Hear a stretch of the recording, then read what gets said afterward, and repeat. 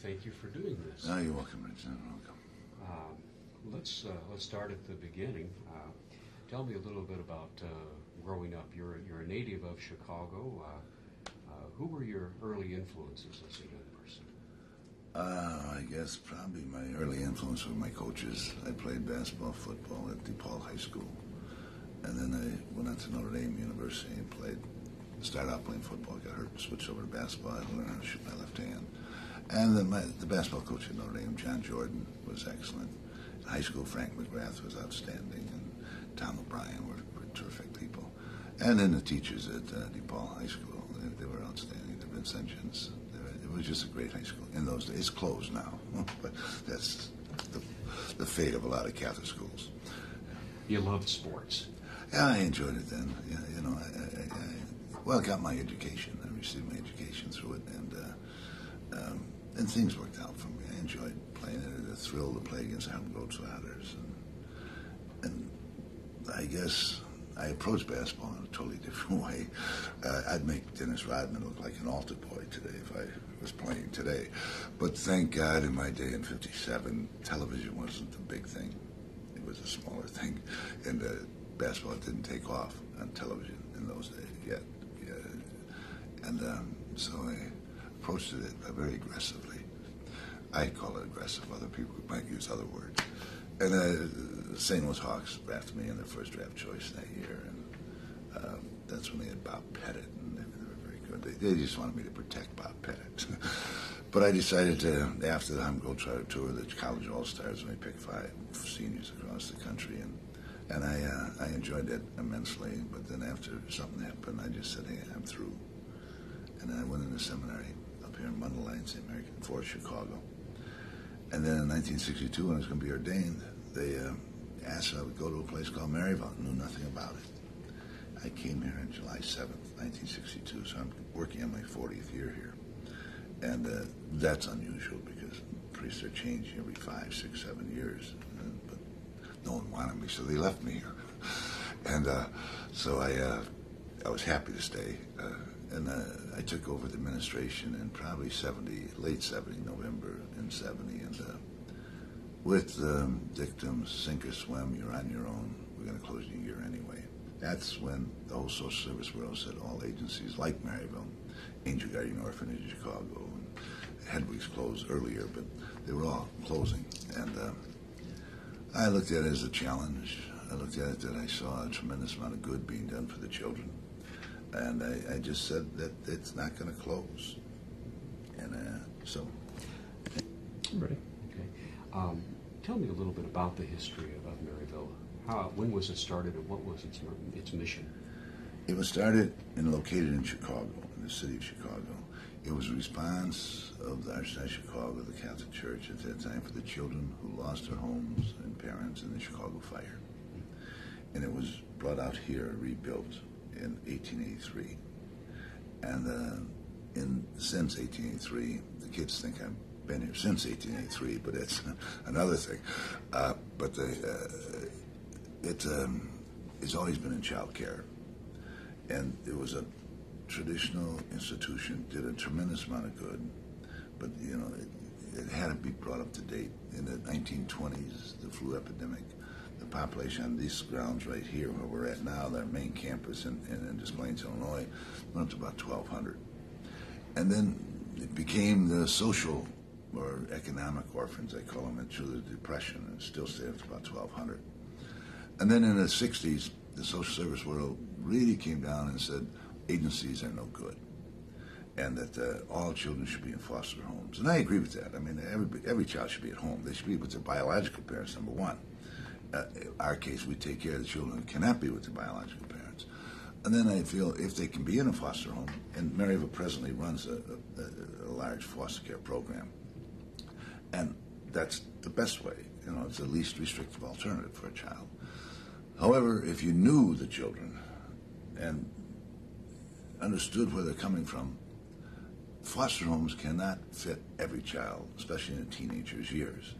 And I knew that if Maryville really hung tough and really developed itself as a safety net for the foster care program, that we would take all the ones that could not work out in foster care, and we would develop a diagnostic program and see what their needs were. And therefore, that's how Maryville really became, I guess, the safety net for the whole child care system of Cook County. Presently, we're 100% of the shelter beds of Cook County. That means we're like the fire department for any child in harm's way. And then we are probably about 70, or I'd say probably 70% of the residential beds in Cook County. And we have a diagnostic program. We have programs for children who are DD, developmentally delayed, teen mothers, medically complex, cocaine babies. And my ambition at Maryville when I took over was that we had to be a continuum of care for children, so that any child that we look at and face, that we could give them the proper care, safety, and everything else goes with talent and therapy and everything else, and work with them. We also had an outreach program that deal with their biological parents or their caretakers. That was about 20-some years ago I started that. And in our daily life, I guess it's because of the way we live, we worked with 85% of the caretakers. This was 20 years ago. We're down to about 7% now, because crack, cocaine, heroin came on the scene. Parents cannot be found. Parents are in jail. Parents are just high on crack, and it's almost impossible to deal with them. So Maryville has become, I guess, and when I say last placement for children, it is nothing else works. We'll send them to Maryville to see if it'll work. And I'm happy and proud to say that Maryville can respond to 99% of the problems. We have a fantastic staff, a great staff. Without the staff, I'd be dead. And the children that come here really blossom. And we work with them because they know that we're not going to give up on them. Like Maryville, we never kick a kid out. Once we commit to them, we go down the pike with them. And that's easier said than done. Sometimes it drives our patients right to the wall.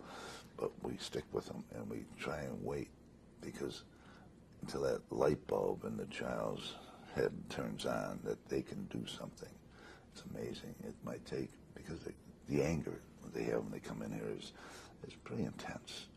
And you just have to, with therapy and consistency and structure and love and concern and direction, you just have to fight it through until that light bulb turns on.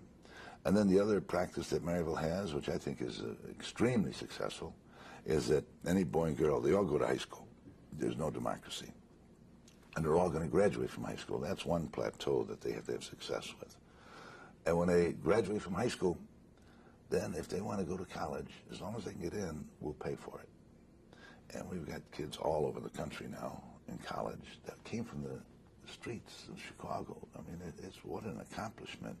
I've got 3 right now at Northwestern University, 1 in law school, and then there's at UCLA, and then there's Miami of Ohio, and all over the place. I know they're in school because I get the bill. I sign off, pay for it, and say, stay in there. I look upon it as, number one, I think education is the only way they are going to make a success of their life when they leave Maryville.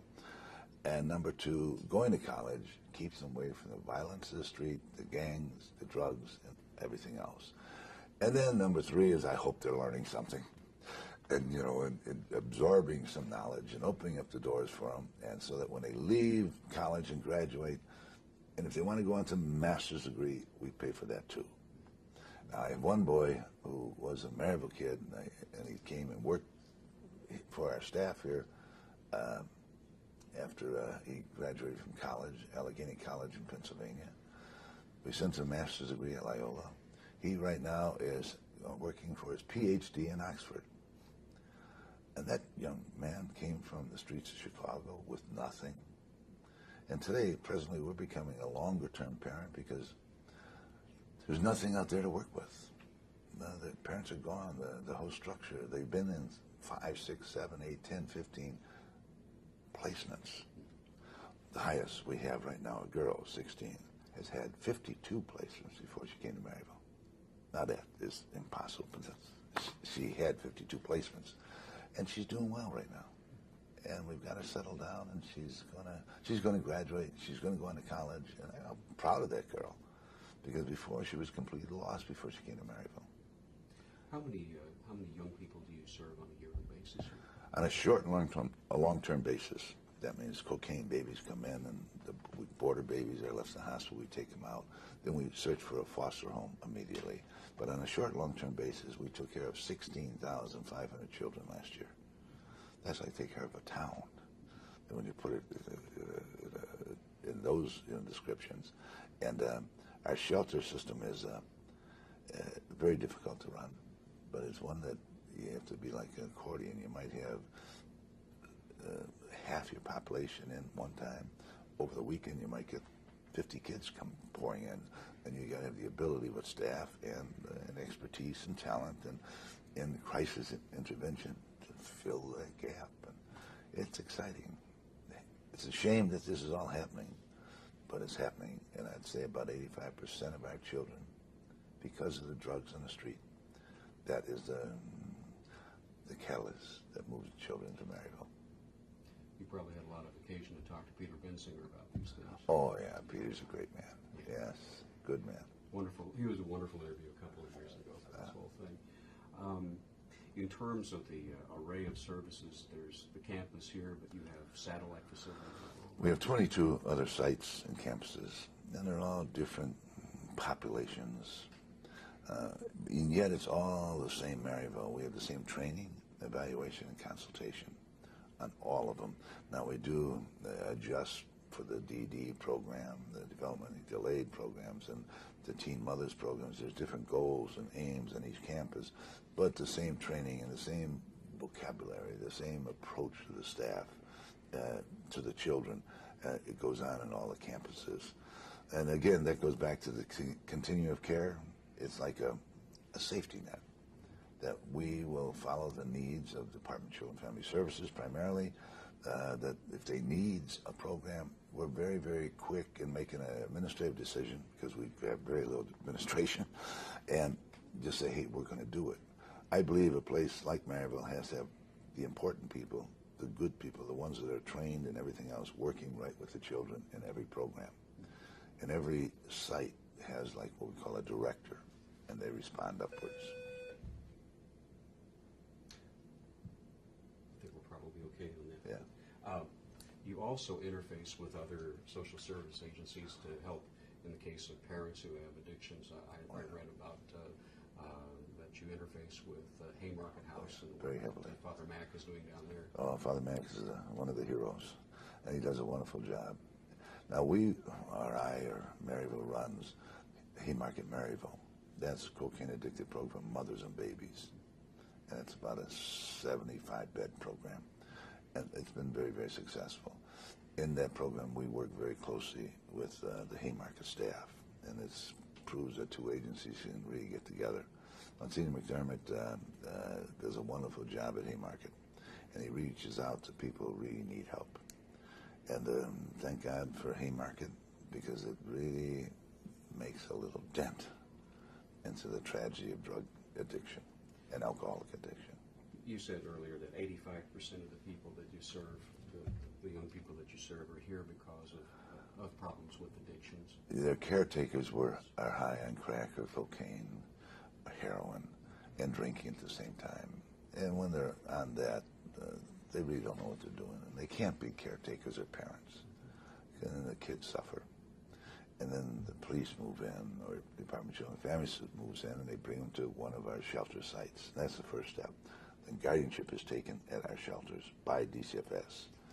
The state of Illinois becomes the guardian, and I become the custodian. And then we search out in case management how we can help that child first. And we look for extended families, number one, then foster homes, number two. Now, the population we have on the grounds here at the main campus, they've probably been through several foster homes. So you know that's not going to be an option. So we try to develop our program to say what will change the behavior of this individual so that they can be a productive citizen later on. We started talking a little bit about what you came to inherit in 1970 when you became executive director. Things were very bleak at that point. And, extremely bleak. Yeah, when I look back, thank God I was younger and I could do a lot more. Everybody thought I was closing Maryville when I was appointed, because I was told, sink or swim, you're on your own. We're going to close in a year anyway. We had to straighten out the finances, number one. The buildings we had were really under par. I mean, they needed a tremendous amount of work, and we wouldn't have enough money to do it. They were big old buildings, and I felt we had to do something different. So the first thing I did was, and thank God for Tom Orger, I know a builder. He owned the Chicago Fire, if you remember that football team that played for a while in the World Football League, I guess it was. He was a builder, and he's the first one that put the first 3 buildings up for me. And I knew then that, hey, and I had no money to pay him, so it was just friendship on that part. And it worked, and I just kept expanding the campus. And everything just worked out well. How does Maryville work with that sort of partnership with private industry, with business people, with the state of Illinois and other agencies? Well, with the state of Illinois, the legislators down in Springfield, and I know quite a few of them, and you have to network that. They are really interested in helping children. And they've really been, in my 40 years of working in child care, they've really been very, very supportive of saying, how can we help the children better? They've been extremely good. So the state hasn't been no problem. The Department of Children and Family Services, under the direction of Director Jess McDonald, have been a very strong partner with Maryville. No real complaint there. We work very closely together with them. And they have ideas and criticisms of Maryville, and I work with them. And I believe that Maryville has to be very, very open to probation officers, the state caseworkers, anybody who wants to come in and look at Maryville. Just tell me if we're doing something wrong, we'll change it. That's been the open door policy I've developed a long time ago, and I think it's the only way you can really do it and without fighting them. We have an open intake, and they know it. We will do a lot of the case planning and case management to help out the state workers. They know we're not going to kick a kid out on a Friday night, which is a great relief for them. And they know we'll stick with the kid all the way down the pike until whatever the state, then they're the guardians. Whatever they want the child to be, fine, we'll go along with it. If we don't agree, we sit down at a table and we say we don't agree. Now, if they insist, God bless them. We'll still here to pick up the pieces if it doesn't work. And so that's been a real open thing. With the business community, it's just been a commitment that you explain what Maryville is trying to do. You try and be as sincere, as honest, and credible as possible. And boy, the goodness and the generosity and the kindness and the helpfulness of the business community has been outstanding. I wouldn't be here if there weren't. I mean, it takes a lot to run Maryville. You said it takes a lot to run Maryville. What's the annual budget? About $70 million. And it was pushed up because we opened up a psychiatric hospital for youth, which has been a very difficult program to put together, but it's working out. It's really open for the children that really need help. The low rung of the totem pole are the children there. They're the ones that get bounced out of everything and everywhere. And it's a good, positive extension of Maryville's program. It really completes the continuum of care. But we can go and say, yeah, we have the ability to try and help any child. How noticeable is the lawnmower? It's pretty noticeable. I'm just curious who are saying. We're rolling. Okay. At this point, given the array of services and the assets here, what do you think the next logical step for Maryville will be in the future? Where would you like to see it go?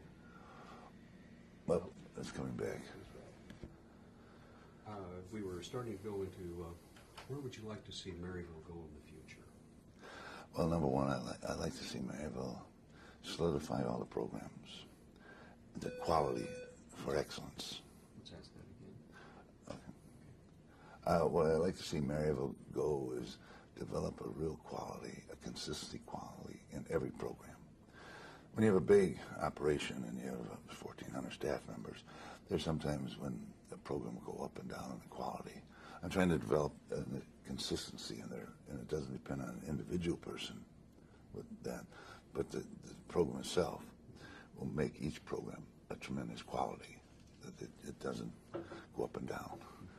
that's very difficult to do because there's leadership and a personality that always enters in.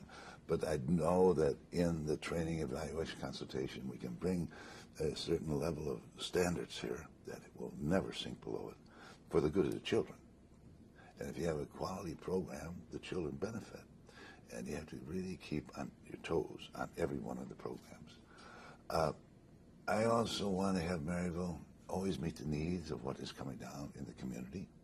And things change, and we have to be flexible enough to change. So we meet those needs. And I don't mean, some people bog themselves down on decision-making, discussing. And I believe that, hey, there's a problem, let's discuss it, let's move ahead very quickly, and let's learn while we're doing it to solve the problem, or be helpful to solve the problem. And always keep in mind that an agency should be run for the sake of the children and not for the sake of the agency.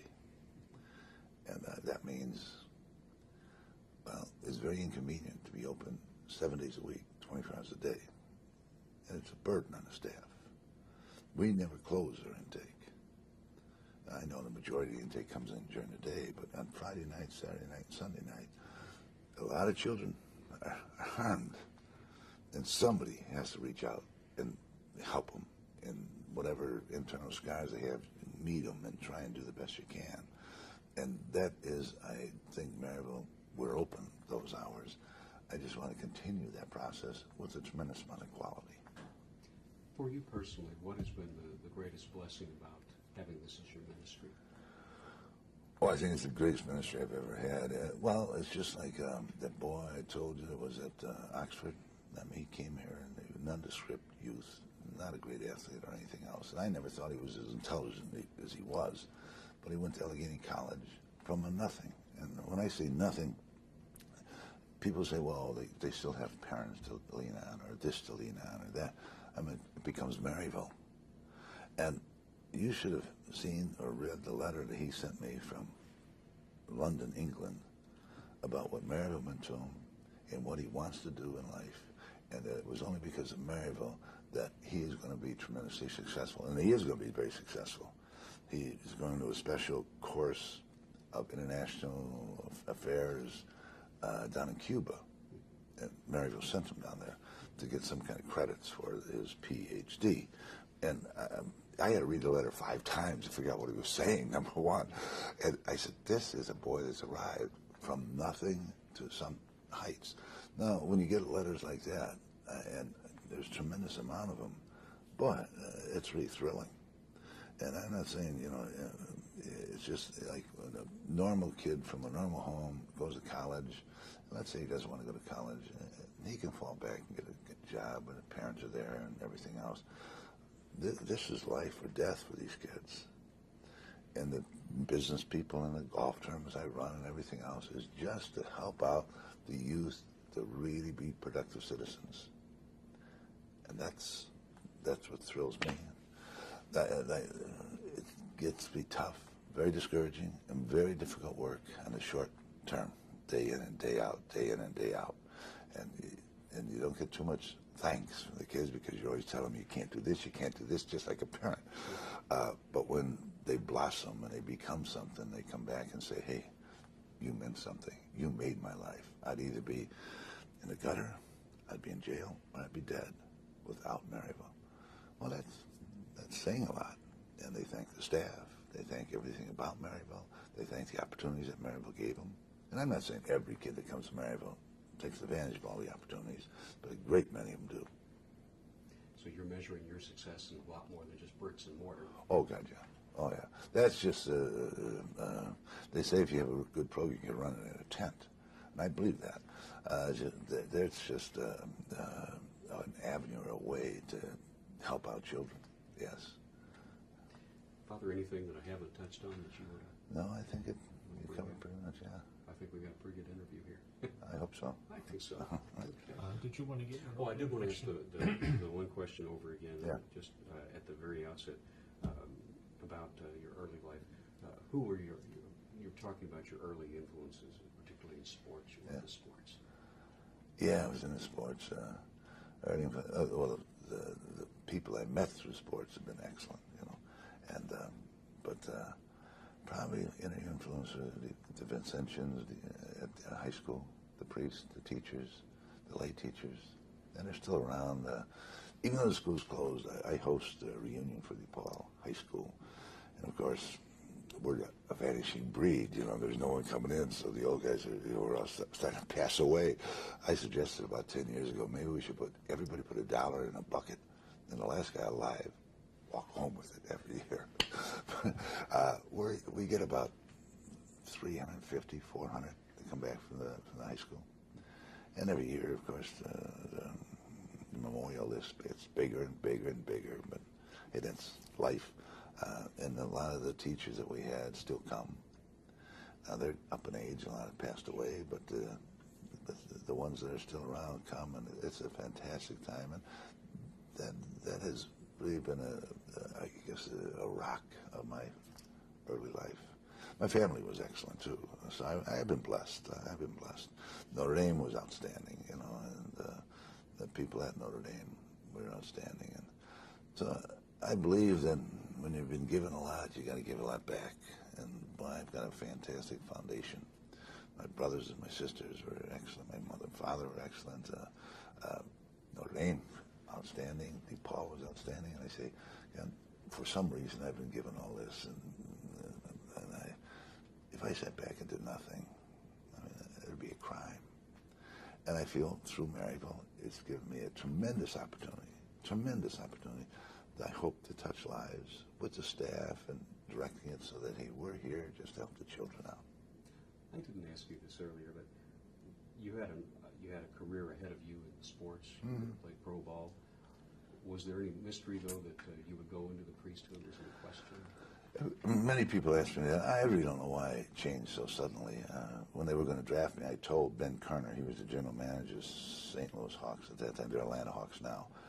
I just don't draft me. I'm not going. I don't know why I said that. I just, I knew I'd play. I knew maybe I could play 2, 3, 4, 5 years. And then what? I always wanted to do something different in my life. Playing pro basketball would have been different. There's no question, but it was very time limited. And we know we all get old. And especially when you get old, you realize how old you can get. and you just don't, and there's all these youngsters coming up, and, they have youth on their side. You start going down the hill, unless you're a superstar like, Michael Jordan or somebody that can hang in there for a long time. I wasn't a superstar. I was just the hatchet man underneath the backboard. And I'd protect somebody, Well, they got other big guys that come in and do the same thing. And then I said, now what? What am I going to do then? And I'm sure I probably could have a normal life, but I want to do something different. And Maryville came along, and I've loved it ever since. Never regretted a second of it.